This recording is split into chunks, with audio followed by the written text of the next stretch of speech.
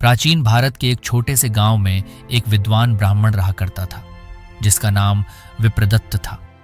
वेद और उपनिषदों के झाता वह हमेशा जीवन और मृत्यु के चक्र पर गहन चिंतन करते थे।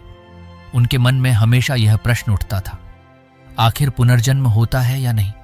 क्या आत्मा वास्तव में एक शरीर से दूसरे शरीर में प्रवेश करती है? एक दिन उनके जीवन में एक असाधारण घटना घटी। गांव में एक छोटी सी लड़की संध्या थी जो अपने माता पिता से अक्सर कहती थी कि उसे अपने पिछले जन्म की बातें याद हैं।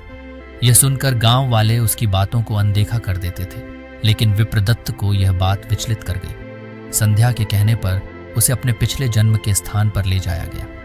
वह स्थान एक छोटे से पहाड़ी गांव में स्थित था।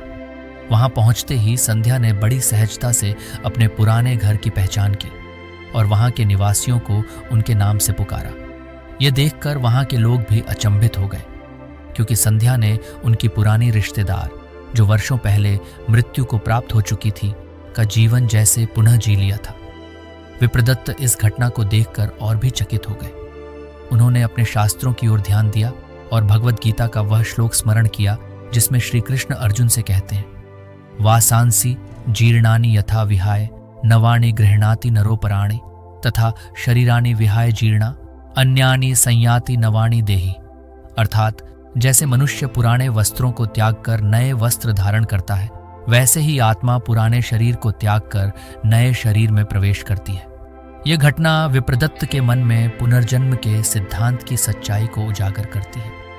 संध्या की कहानी ने पूरे गांव में एक नई चेतना जगा दी। लोगों ने पुनर्जन्म के विषय में अधिक जानने के लिए ग्रंथों का अध्ययन करना शुरू किया और विप्रदत्त के जीवन का उद्देश्य भी स्पष्ट हो गया।